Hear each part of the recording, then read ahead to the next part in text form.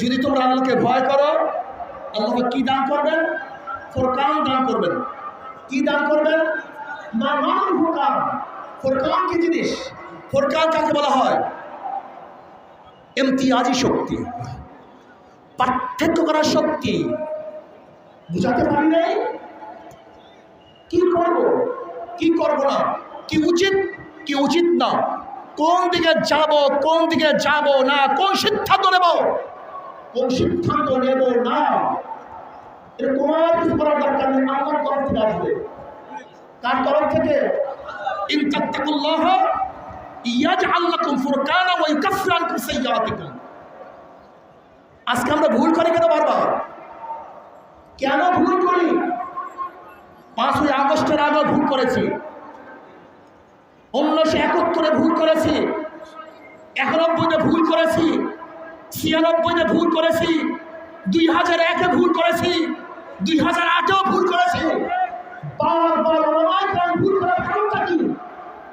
একদিন চিন্তা করতে হবে ভুল কেন করি? এর কারণটা ইন তাত্তাকুল্লাহ ইয়াজআল লাকুম ফুরকান। যদি আল্লাহকে ভয় করো, আল্লাহ কি দান করবেন? ফুরকান দান করবেন। আমরা ইলমের উপর নির্ভর করি, তাকওয়ার উপর নির্ভর করি না। আমরা জানার উপর নির্ভর করি, আল্লাহর ভয়ের উপর নির্ভর করি না। খোদার কসম করলাম, তোলাবায়ে ইসলাম ওলামায়ে কেরাম, যদি ইলমের উপর ভরসা করো, ইলম যদি তোমাকে মুক্তি দেয়, তো ইলম শয়তানকে মুক্তি দিতে পারলো না কেন? শয়তানের ইলম কম ছিল, কেন মুক্তি দিতে পারে নাই? একদিন চিন্তা করছো? শয়তানকে শয়তানের ইলমকে মুক্তি দিতে পারে নাই। যদি শয়তানকে ইলম মুক্তি দিতে না পারে, তা ইলম তোমাকে আমাকে মুক্তি দিতে পারবে না। যদি ইলম মুক্তি দিতে পারে, আবুল ফজল ফয়জিকে কেন মুক্তি দিতে পারলো না? ইলম যদি মুক্তি দিতে পারত, তা শরে বাংলা আজিজুল হক, যিনি হযরত সিদ্দিকুল্লাহ সাহেব রহমতুল্লাহ আলাইহি হাম সবকে একই সবকে, একজন ফার্স্ট হতেন, একজন সেকেন্ড আর একজন ফার্স্ট। শরে বাংলা আজিজুল হক প্রায় ফার্স্ট হতেন। তেনাকে কেন ইলম মুক্তি দিতে পারলো না? বাঁচাতে পারলো না কেন? ইলম তাকে কেন মুক্তি দিতে পারলো না? তোলাবা, মাথা ঠিক করো, জেহেন ঠিক করো। মনের থেকে অনেক দূরে চলে গেছি। আহলে দেওবান কি জিনিস তুমি জানো? আহলে দেওবান কাকে বলা জানো? হুজ্জাতুল ইসলাম কাসিম মাহমুদ রহমাতুল্লাহ আলাইহি ফজরের সময় কুলিগিরি করার জন্য রেল স্টেশনে যেতেন। ছাত্ররা আসবে, তাদের খেদমত করব, তাদের বোঝা মাথা বহন করে নিয়ে আসবো। এর নাম আহলে দেওবান। তুমি আহলে দেওবান সম্পর্কে চিনো? আহলে দেওবান কি? 3টে জিনিসের সামান্য আহলে দেওবান হয়: ইলম, আমল, তাসাউফ। শুধু ইলমের নাম আহলে দেওবান না, শুধু আমলের নাম আহলে দেওবান না, শুধু তাসাউফের নাম আহলে দেওবান না। ইলম, আমল এবং তাসাউফ, এই 3 জিনিসের সমন্বয় আহলে দেওবান হয়। ফিসকিয়াতের নাম আহলে দেওবান নয়, গীবত শিকায়তের নাম আহলে দেওবান নয়, নামাজ কাজা করার নাম আহলে দেওবান নয়। রশিদ আহমদ গঙ্গুই রহমাতুল্লাহ আলাইহি বলেছেন, 18 বছর পরে আমার তাকরুল্লাহ ছুটছে, এর নাম আহলে দেওবান। তিনি ইসমাঈল আলাইহিস সালাতু ওয়াস সালাম বংশের। ইসমাঈল আলাইহিস সালাতু ওয়াস সালাম নবী ইব্রাহিম আলাইহিস সালাতু ওয়াস সালামের সন্তান। হাজরা আলাইহিস সালাতু ওয়াস সালামের গর্ভে তিনি জন্মগ্রহণ করেছেন। ইব্রাহিম আলাইহিস সালাতু ওয়াস সালাম যখন মিশরে গেছেন, তখন তার সাথে ছিল সারা আলাইহিস সালাতু ওয়াস সালাম, তার বড় স্ত্রী। সারা আলাইহিস সালাতু ওয়াস সালাম অনেক সুশ্রী, সুন্দরী, আকর্ষণীয় রমণী ছিলেন। মিশরের ফেরাউন, অর্থাৎ মিশরের বাদশাহদেরকে ফেরাউন বলা হয়। এই ফেরাউন সারা আলাইহিস সালাতু ওয়াস সালামকে আকৃষ্ট হন, লোলুপ দৃষ্টি তার উপর নিক্ষেপ করেন। সারা আলাইহিস সালাতু আল্লাহর কাছে দোয়া করেন, আল্লাহ দোয়া কবুল করছেন। জমিনের মধ্যে ঝালঝালা পয়দা হয়ে গেছে। ফেরাউন তওবা করছে এবং ফেরাউনের বাদশা কন্যা হাজেরাকে সারা আলাইহিস সালাতু ওয়াস সালামের নেউন্দি হিসাবে বান্দি হিসাবে দান করেন। তৎকালীন সময় সারা আলাইহিস সালাতু ওয়াস সালামের গর্ভে কোনো সন্তান ছিল। ভাই মাইক কমায় দেন, বলছি মাইক কমায় দিতে। সারা আলাইহিস সালাতু ওয়াস সালাম হাজেরাকে নবী ইব্রাহিম আলাইহিস সালাতু ওয়াস সালাম বিবাহ বন্ধনে আবদ্ধ করেন। সেই ঘরে জন্ম নেয় ইসমাঈল আলাইহিস সালাতু ওয়াস সালাম জবিহুল্লাহ। এই ইসমাঈল আলাইহিস সালাতু ওয়াস সালামের বংশে আর কোন নবী হয় নাই। সরদার দো আলম আলাইহিস সালাতু ওয়াস সালাম জন্মগ্রহণ করেছেন। জনাব মুহাম্মদ রাসূলুল্লাহ সাল্লাল্লাহু আলাইহি ওয়াসাল্লাম বাবার নাম আব্দুল্লাহ, দাদার নাম আব্দুল মুত্তালিব, আব্দুল মুত্তালিবের বাবার নাম হাশিম। এইভাবে বনি আব্দে মানাফ, হাশিমের বাবা, তাদের হাশিমে বলা হয়, বনি আব্দে মানাফও বলা হয়। জনাব মুহাম্মদ রাসূলুল্লাহ সাল্লাল্লাহু আলাইহি ওয়াসাল্লামের জন্ম সম্পর্কে আমরা সবাই জানি। 570 ঈসাই সালে তিনি জন্মগ্রহণ করেন। 610 ঈসাই সালে 40 বছর বয়সে নবী আলাইহিস সালাতু ওয়াস সালামের কাছে ওহী আসে। জনাব মুহাম্মদ রাসূলুল্লাহ সাল্লাল্লাহু আলাইহি ওয়াসাল্লাম ওহী দাওয়াত দেওয়া শুরু করেন। আপনারা জানেন নবী আলাইহিস সালাতু ওয়াস সালাম ওহী দাওয়াত দেওয়ার সময় কত নির্যাতিত হয়েছিল, লাঞ্ছিত হয়েছিল, অপমানিত হয়েছিল। শিয়াবে আবু তালেবের মধ্যে 3 বছর অবরুদ্ধ করা হয়েছিল।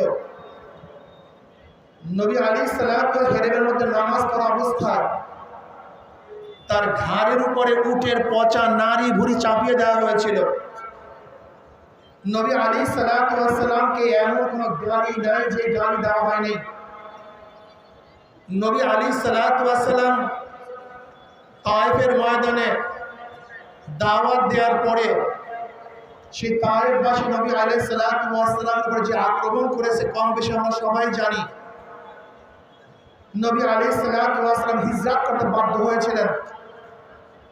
জনাব মুহাম্মদ রাসূলুল্লাহ পরবর্তী সাল্লাল্লাহু আলাইহি ওয়াসাল্লামকে অনেক অফার দিয়েছিল কাফেররা, সমঝোতা করো, আপোষ করো, কিছুদিন আমাদের ধর্ম পালন করবা, কিছুদিন আমরা তোমার ধর্ম পালন করব, তুমি আমাদের ধর্ম পালন করবা। কমপক্ষে এতটুকু বলো যে কিয়ামতের ময়দানে সুপারিশের একটা এখতিয়ার ভূতের মধ্যে থাকবে, এই দেবতাদের মধ্যে থাকবে। শুধু এতটুকু কথা বললি আমরা তোমাকে আর খারাপ জানবো না, সত্য মনে করবো না, তোমাকে আমরা আপন করে নিব। জনাব মুহাম্মদ রাসূলুল্লাহ সাল্লাল্লাহু আলাইহি ওয়াসাল্লাম আপোষ রফা দস্তখত করেন নাই, চুক্তিতে আবদ্ধ হন নাই। তিনি হকের দাওয়াত তুলতেছিলেন। আল্লাহর নবীকে কেন পাঠিয়েছেন? আল্লাহ পাক নিজেই বলেন, হুয়াল্লাযী আরসালা রাসূলাহু বিল হুদা ওয়াদ দীনিল হক লিইয়ুযহিরাহু আলাদ দীনি কুল্লি। ওই সত্তা যিনি প্রেরণ করেছেন তার রাসূলকে দ্বীনে হক নিয়ে। কেন? তার দ্বীন, তার ধর্ম সমস্ত দ্বীনের উপরে বিজয় অর্জন করবে, প্রাধান্য লাভ করবে, তার দ্বীন উঁচা হবে, তার দ্বীন অনুযায়ী গোটা দুনিয়া চলবে, তার দ্বীনই সমস্ত সমস্যার সমাধান দিবে।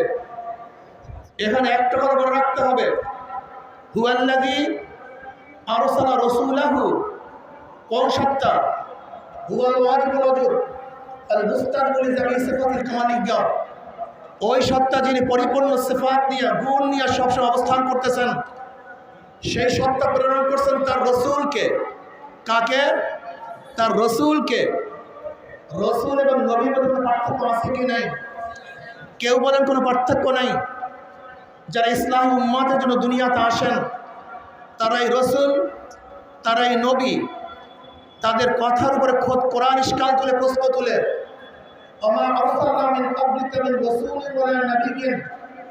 আপনারা জানেন এখানে রসুল এবং নবী মাতুফ আলাইহি, আর মাতুফ আলাইহি মুগায়্যির হয়, একটা আরেকটার বিপরীত হয়। তাহলে নবী এবং রসুল এক না। আসছে আমার কাছে জায়েদ এবং আমর, এখানে জায়েদ আমর এক না ভিন্ন?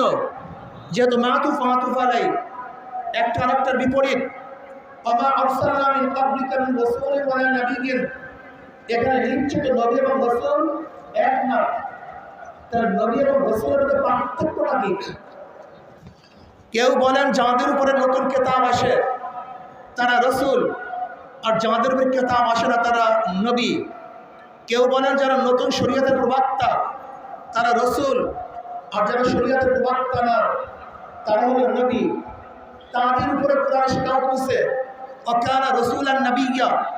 নবী ইসমাঈল আলাইহিস সালাতু ওয়াস সালামকে আল্লাহ পাক নবী বলছেন এবং রাসূল বলছেন, অথচ নবী ইসমাঈল আলাইহিস সালাতু ওয়াস সালামের উপরে নতুন কিতাব আসে নাই, তিনি নতুন শরীয়তের প্রবক্তাও না, অথচ কোরআন তাকে রসুল বলছে।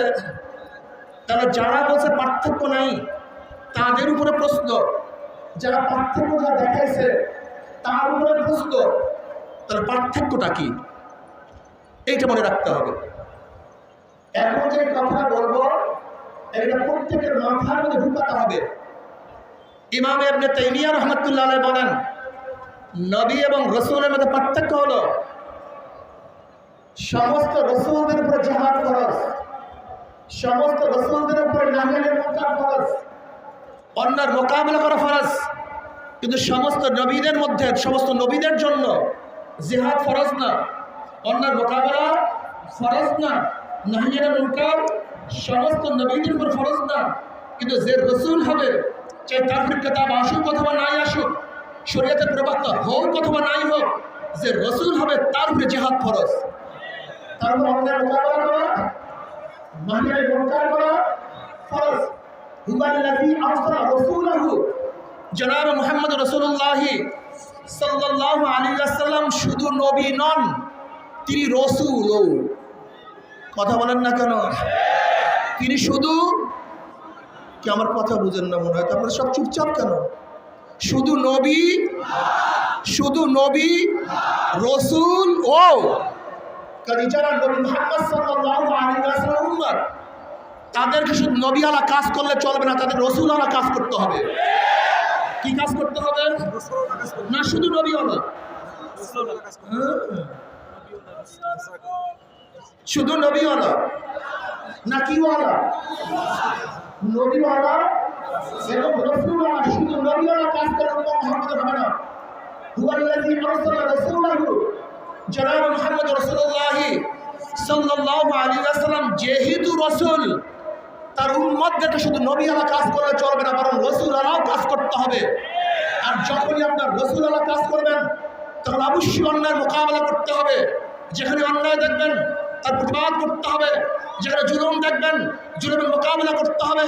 খোদাদ্রোহীরা যখন ইসলামের বিপক্ষে কথা বলবে তাদের সামনে বুক পেতে দাঁড়িয়ে মোকাবেলা করতে হবে, তাদের বিরুদ্ধে লড়াই করতে হবে।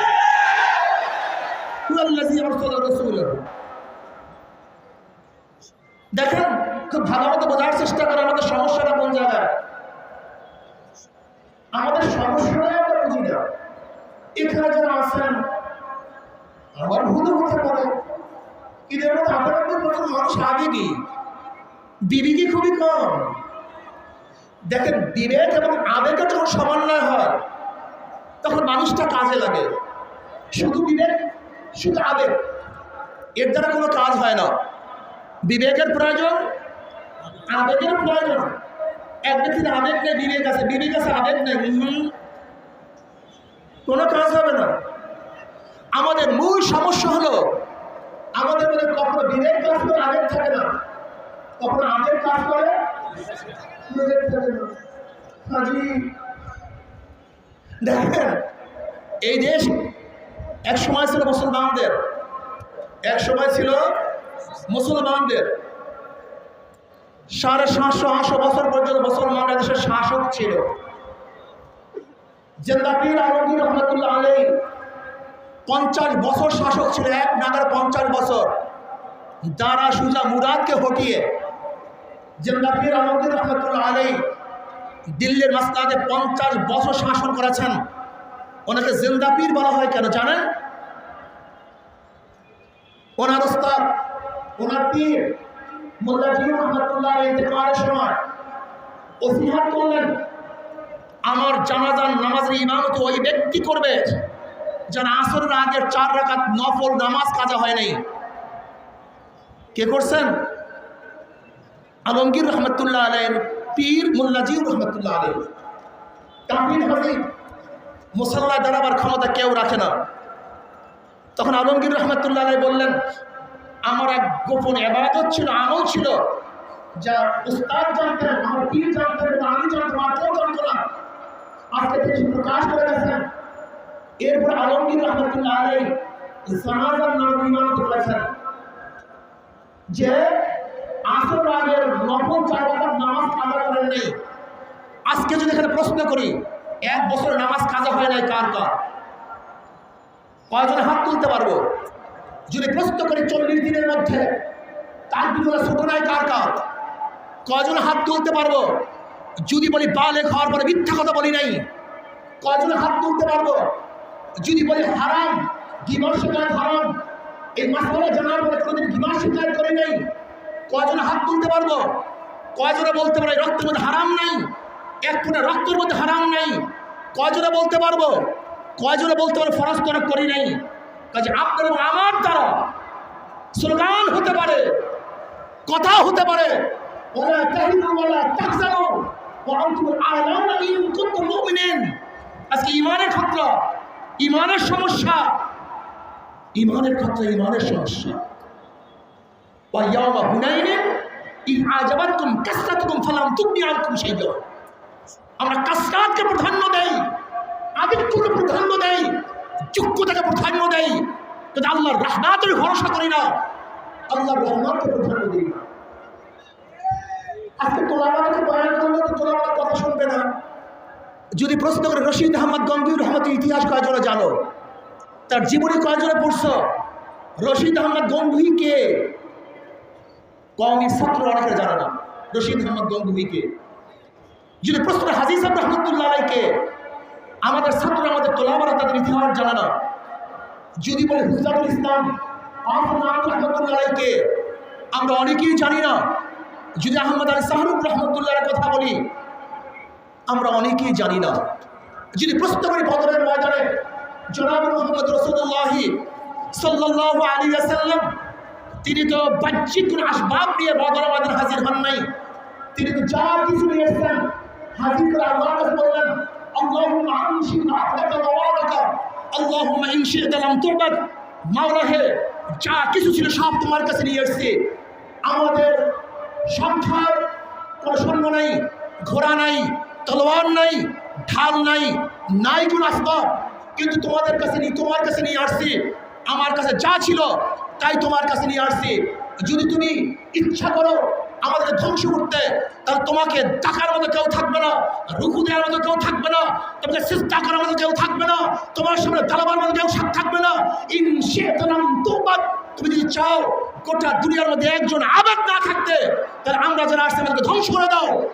আর যদি চাও তোমার আল্লাহ বলার মতো কেউ থাকুক, তোমার নাম জপার মতো কেউ থাকুক, তোমার সামনে দাঁড়াবার মতো কেউ থাকুক, তোমার সামনে নত হয়ে রুকু দেওয়ার মতো কেউ থাকুক, তোমার 4 আঙ্গুল কপাল তোমার কুদরতি পারমানে ঠেকাবার কেউ থাকুক, তাহলে আজকে আমাদেরকে বিজয় দান করো, আমাদেরকে ধ্বংস করো না।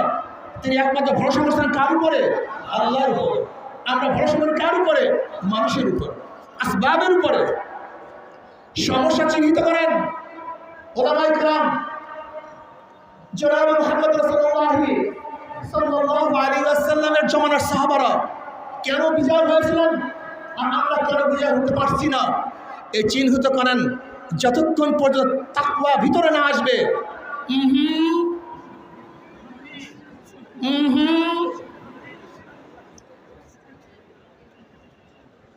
ولو أنهم آمنوا واتقوا لفتحنا عليهم بركات من السماء والأرض। যদি বস্তিবাসী, ওই গ্রামবাসী, ওই থানার লোকগুলি, ওই জেলার লোকগুলি, ওই দেশের লোকগুলি ঈমান ও তাকওয়া অর্জন করতো, লাফতাহনা আলাইহিম বারাকাতুম মিনাস সামাই ওয়াল আরদ, আমি আসমান এবং জমিনের সমস্ত বরকতের দরজা খুলিয়ে দিতাম। দেখেন আল্লাহ পাক রব্বুল আলামিন কি বলেন, ইন তাত্তাকুল্লাহ ইয়াজআল লাকুম ফুরকানা ওয়া ইয়াকফির আনকুম সাইয়্যাতিকুম। কত চমৎকার কথা! একদিনও গবেষণা করেছেন, ইন তাত্তাকুল্লাহ ইয়াজআল লাকুম ফুরকান। 18 বছর পরে তাকওয়া ছুটছে, এর নাম হলে দাওবান। তাকওয়া সম্পর্কে আমাদের জ্ঞান নেই। তাকওয়া কাকে বলা হয়? التجنب عن كل ما ينسب من فعل او ترك حتى الصغار عند قوم وهو المتعارف باسم التقوى في الشرع وعليه قوله تعالى ولو انهم امنوا واتقوا لفتحنا عليهم بركات من السماء والارض। খুব ভালোভাবে বুঝবেন তাকওয়া কি জিনিস। বলেন করণীয়, সবাই বলেন করণীয়, বর্জনীয়। যা করলে অথবা বর্জন করলে গুনাহ হয় এমন জিনিস থেকে নিজেকে বাঁচায় রাখার নাম তাকওয়া। আজকে করণীয় বর্জনীয় হাজারো গুনাহ আমরা করি, হাজারো গুনাহ করি, অথচ আমাদের মধ্যে নিজেদেরকে দাবি করি আমরা এইটা আমরা সেইটা। মনে রাখতে হবে যতক্ষণ পর্যন্ত তাকওয়া পয়দা না হবে ততক্ষণ পর্যন্ত জাতি বারবার হোঁচট খাবে, বারবার স্লিপ কাটবে, বারবার ভুল সিদ্ধান্ত গ্রহণ করবে, সঠিক সিদ্ধান্ত গ্রহণ করতে পারবে না। জনাব মুহাম্মদ রাসূলুল্লাহ সাল্লাল্লাহু আলাইহি ওয়াসাল্লামকে আল্লাহর নবীকে কেন দুনিয়াতে পাঠিয়েছেন? হ্যাঁ, খুব ভালো মতো বুঝবেন। জনাব মুহাম্মদ রাসূলুল্লাহ সাল্লাল্লাহু আলাইহি ইন্নাকা আলা খুলুকিন আযীম, ইন্নাকা আলা খুলুকিন আযীম, সর্বশ্রেষ্ঠ চরিত্র, সর্বশ্রেষ্ঠ আখলাক, সর্বশ্রেষ্ঠ চরিত্র দিয়ে নবী আলাইহিস সালাতু ওয়াস সালাম আল্লাহ পাক দুনিয়াতে প্রেরণ করছেন। তার চরিত্রকে গঠন করেন, আখলাককে তামির করেন, তাকওয়া অর্জন করেন, খোদা ভীতি অর্জন করেন। যদি আখলাকি হন, খোদাকে ভয় করেন, আল্লাহ পাক রব্বুল আলামিন আমাদের সবাইকে বিজয় দান করবেন। আল্লাহ আমাদের সবাইকে এক ও ন্যাক হয়ে কাজ করার তৌফিক দান করেন। আমা আলাইনা ইল্লাল বালাগ। আসসালামু আলাইকুম ওয়া রাহমাতুল্লাহি ওয়া বারাকাতুহু।